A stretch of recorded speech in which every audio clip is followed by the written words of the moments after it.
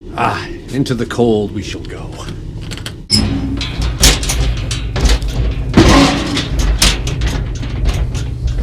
Hey everybody, it's Friday, January 18th, 2018, and it is currently 32 degrees outside. We are now into that stretch of winter here in New England where temperatures tend to normalize.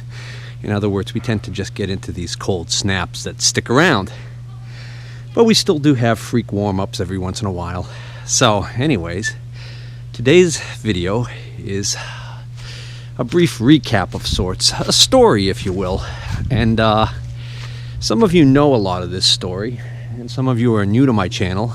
So anywho, the story begins with the love for a boat, which had on it, we'll get to the boat in a moment, which had on it this motor, which I'm not going to take the cover off of, but I did a whole series on this motor. So the story is, I got the boat. This motor was on the boat when I got the boat. It looked way too big for the boat, but I took it off, and my thought was, I'm going to, not worry about that motor. And initially the idea was I was going to instead investigate the condition and repair as necessary the motor that's dead and buried underneath this tarp. And it's been sitting there for years, that I got in trade for, of all things, a boat trailer. So what's under there is a Mercury, I forgot how many cylinder, but it's a 85 horse Mercury that's probably 1980s vintage. But we don't know anything about that yet. So what was on there was this Mercury, which is a 115 horsepower six-cylinder, inline six-cylinder, which makes the motor very tall, and it is nicknamed affectionately by many the Tower of Power.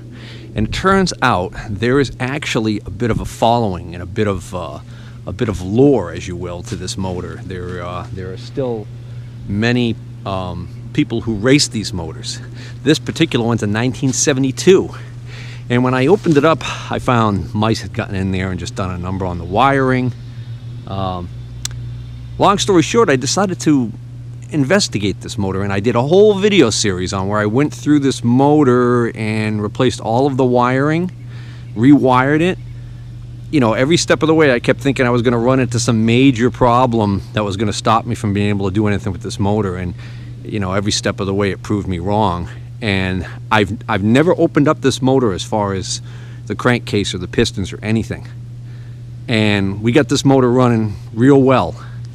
And then we had a whole gear case dilemma. And I went through that. So there's a large bank of videos on my page here that are in a, well, they should be in a playlist. Anywho, if you really want to see this motor and the trials and tribulations of the story of this motor, you can go there and look at that. Anywho, so what happened was, we got this motor running really well, and we decided to put it back on the boat. Let's go look at the boat. Pay no attention to that lump there. That's just surface grinder storage. Don't worry about it. Apparently one of those grinders is junk. At least that's what I'm being told now. I'm being told this long distance that I ruined that grinder. We shall see. Trivia question. What's that? Time's up. For those of you who know antique tractors really well, that's an Earthmaster. It's pretty rare. For those of you who know my channel really well, that's the Yelm Washington Earthmaster. That's the tractor that I paid buku bucks to have shipped coast to coast. I don't even know where Yelm, Washington is. I think I looked at it on a map once and it was like, oh, here, holy mackerel. Yeah, that's Jeff Bradshaw country. Okay, so this ugly looking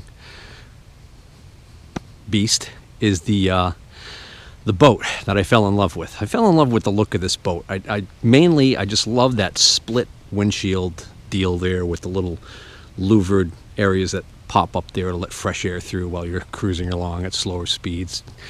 Just had a neat look to it. And then I noticed something about the boat.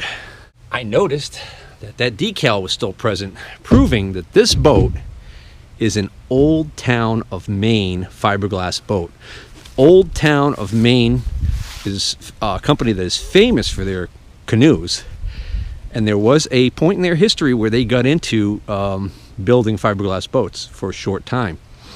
So the problem with this boat was the floor was rotted and soft in spots. That was clear. So that should have been the first indicator something was wrong. And the transom was flexing quite a bit. So I did not heed the warnings. Oh, there's the other Old Town giveaway right there. I didn't heed the warnings, and I put the 115 horsepower motor on this boat, took it out for its maiden voyage. Things went well. We thought everything was hunky-dory. And then the second time out, which I wasn't videoing, which is a shame because that would have made a great video, there was a loud bang, and I turned around to see the motor hanging off, still running, and the only thing that kept it from going down to the bottom of the lake was the steering linkage. I was able to limp it to shore. We got some ratchet straps, ratcheted it up into position enough so that I could get a tow home from a neighbor. And then we got it out of the water, and there's videos on that. And it's been parked here and didn't do anything with it. So it's completely, the wood core and the transom's completely rotted. So I had toyed around with the idea of doing a fully glassed transom repair on this boat. For those of you who don't know what that is, the way that this transom is constructed is there's 2 layers of fiberglass, and in between the 2 layers there's wood, plywood to be exact. And what you can do is you can actually excavate out all of that rotten wood and repair the skins, so to speak, so that they act as a mold in which from the top you pour in this concoction of ground up shavings of fiberglass and this resin stuff, this epoxy type stuff, and when it sets up, it makes a rock hard, very strong transom. So I thought of doing that. And this boat, because of its size and age, to most people it's not probably worth doing that. But again, it's an Old Town, it's a fairly rare boat, and it's a kind of neat looking boat. So I thought of maybe doing that, and I never got around to doing it. And the only other problem with this boat is it's a little small. If the wife and I are in there with the 3 boys, it gets kind of crowded quick. So we actually never all got in there. My wife never even got to ride in this boat. Imagine that. Oh well. So maybe someday she will. I don't know. I haven't decided yet the fate for this boat, because the floors probably have to be ripped out and redone. The stringers are probably iffy. The whatchamacallits, I forget what you call them there, but the things that actually attach and give structural strength to the bottom of the transom where it meets the bottom of the boat, that might have to be redone. I mean, it needs a ton of work. So enough about that. This video isn't about that. So I was on the lookout for another boat that I could get cheap, that I could put my Tower of Power motor on. But I was really finicky and wary about buying another boat, because I have somewhat of a, this is not the boat, I have somewhat of a history of biting off more than I can chew. Case in point, this is the first power boat that I ever purchased with the thought of actually having a boat that I could go on the ocean with to go fishing. This has got an OMC stern drive, what's left of it in there, and this was a 25 footer. It belonged to a widow who had been recently widowed within a year, and it was just sitting in her yard. So I cut a deal. I bought this boat. I think I paid $1,000 for this boat. Yeah, well, see how that worked out for me, right?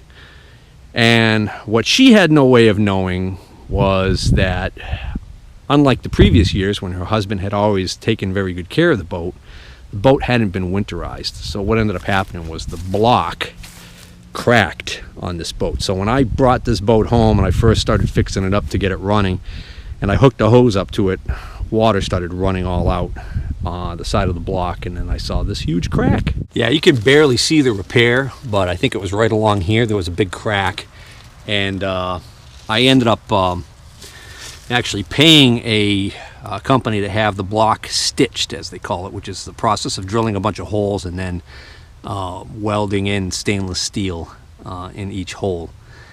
And it's a whole long process. It's very labor intensive. Paid a lot of money to have that block stitched. It's interesting now that I look at it. I haven't looked at it in years. There's another crack right there. Goes all the way up there. I can see a crack there. Crack. So this is cracked yet again. It's probably rainwater now that's gotten in there. That's a special oil pan, which is now junk because it's cracked. Again, rainwater running in, collecting the bottom there, froze. But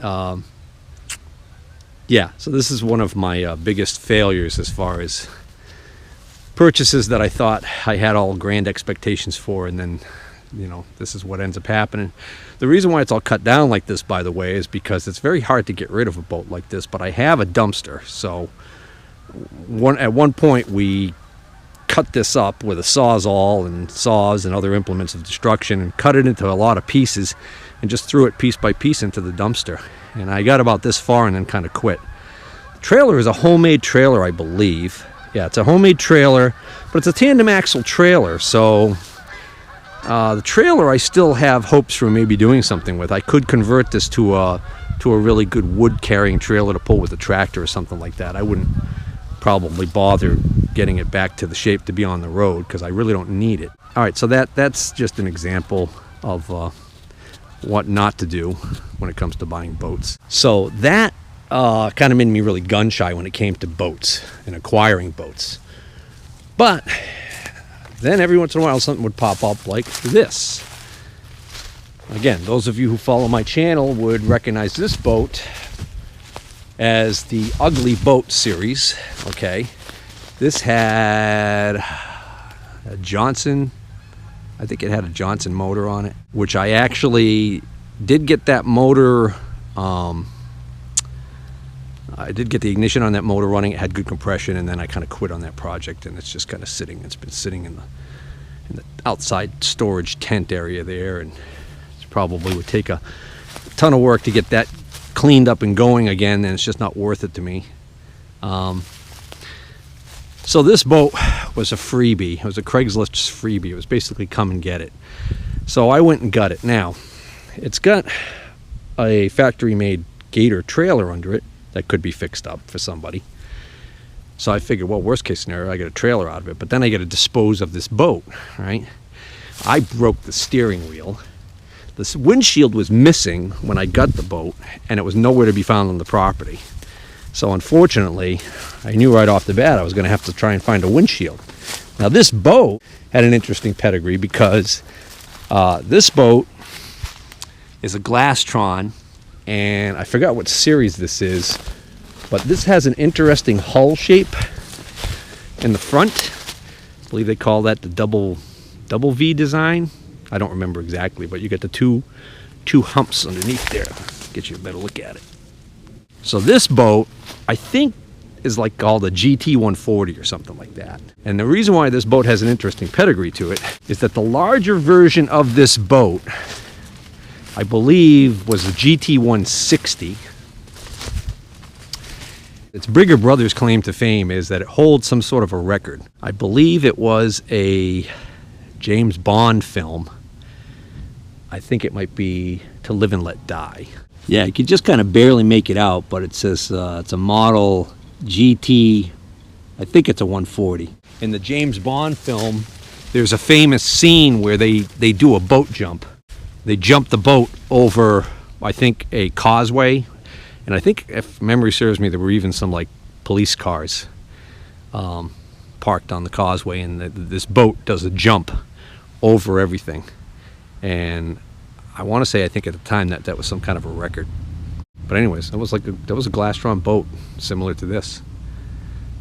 But this boat is in bad shape. This boat's got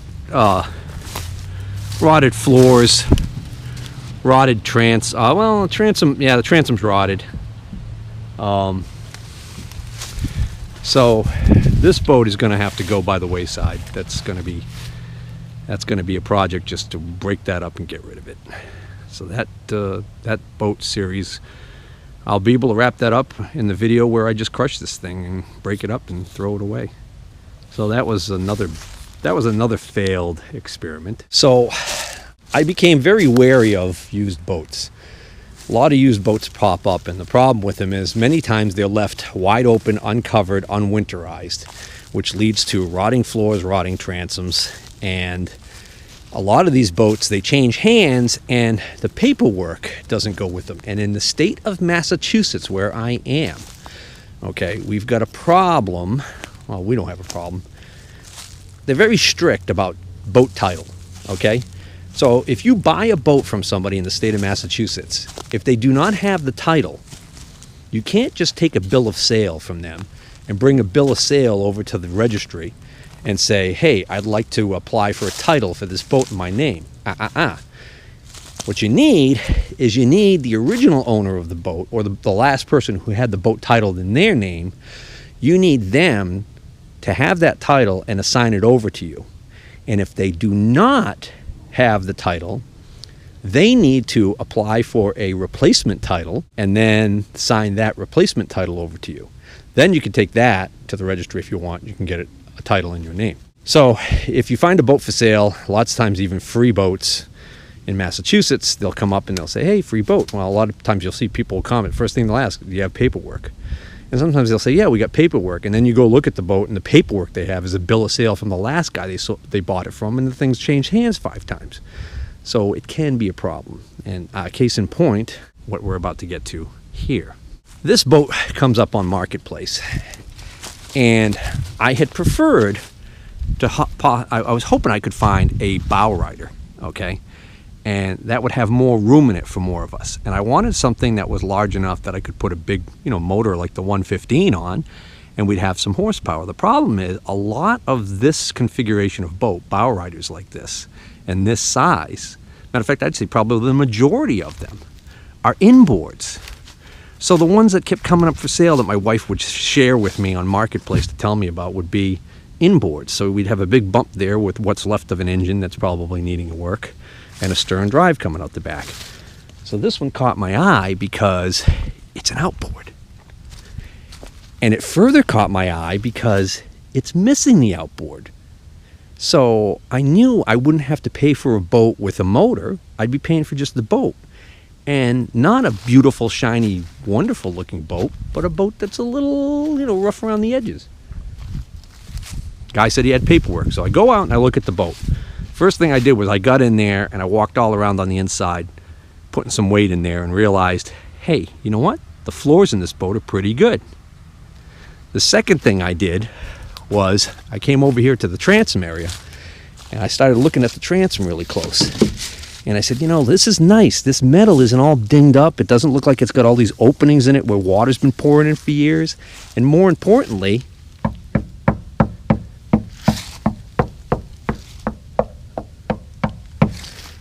it's hard like a rock.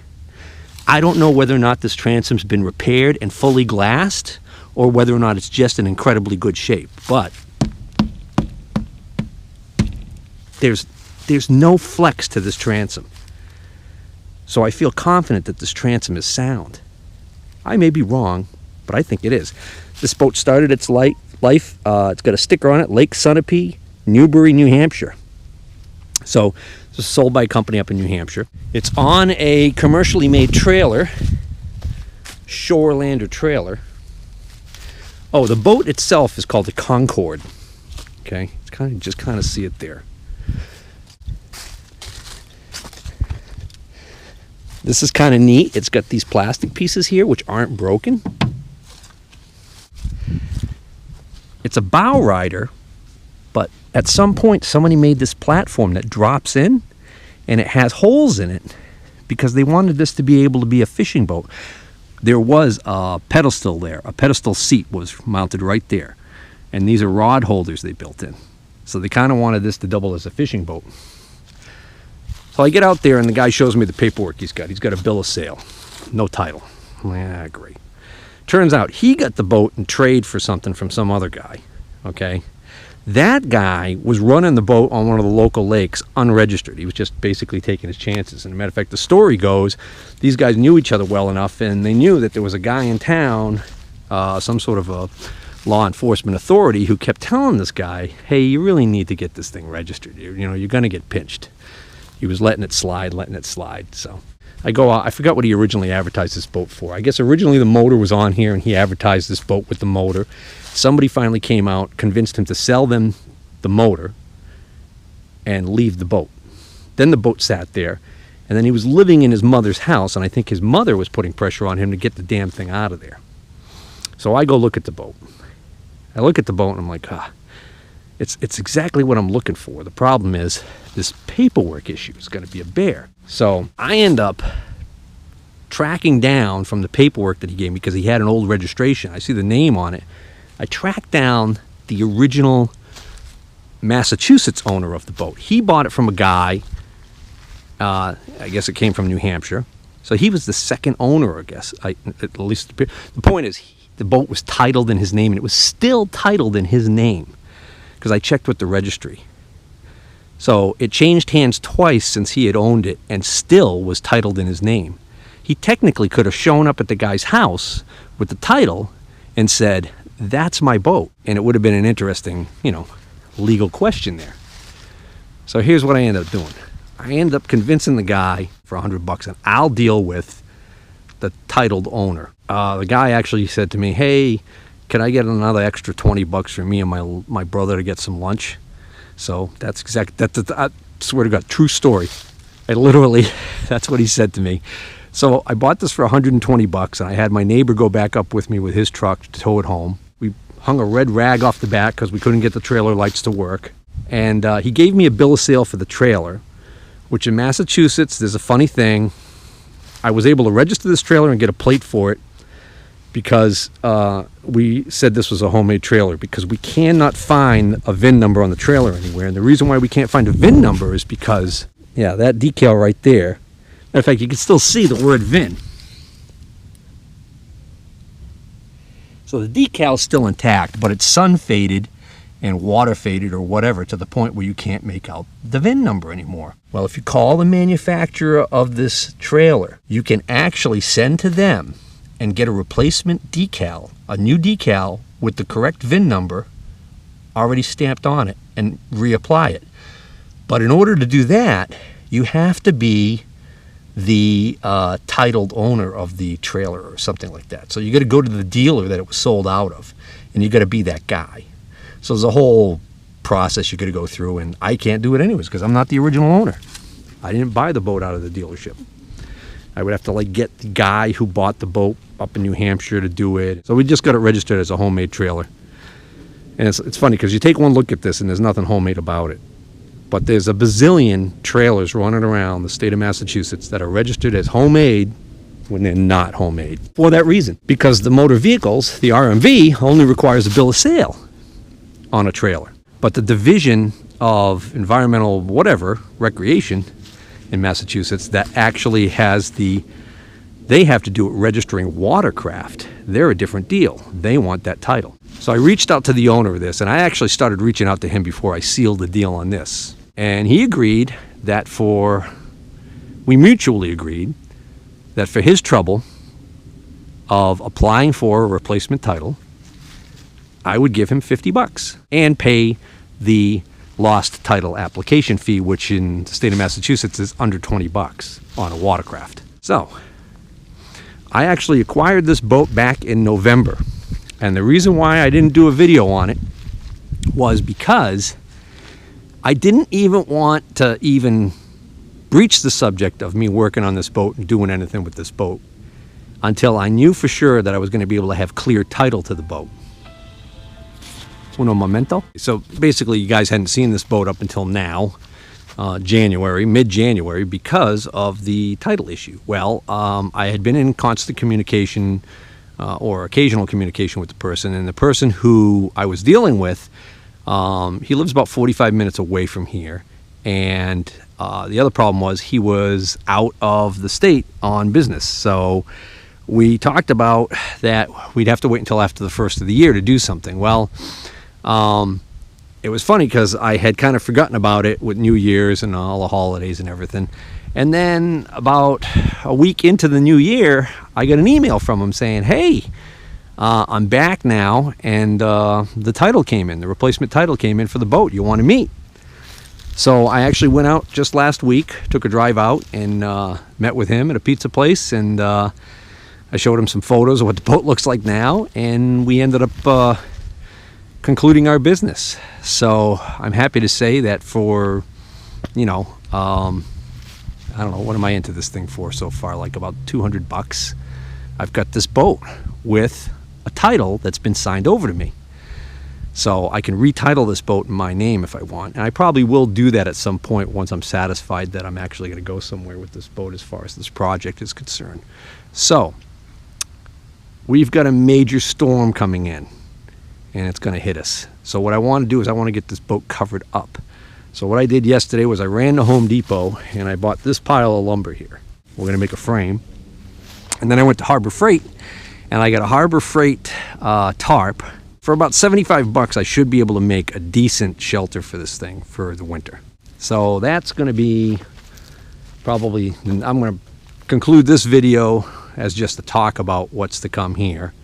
And then I'll probably do another video where I just, I make the shelter. So let me show you one other thing. The guy who had this boat told me that the motor they had on here originally was, I think, a 140 horsepower. And I forgot, I looked it up online. I forgot what size this can take. But it turns out it can easily handle the 115 horsepower Tower of Power. But the fact that it can actually take more horsepower got me to thinking. I don't know if you guys remember, those of you who've been watching for a while, you may remember that a while back I got contacted by one of my viewers who was watching the Tower of Power series, and he said, "Hey, I got a couple of outboards here. They're almost twins." And he had acquired them for whatever reason in non-running condition.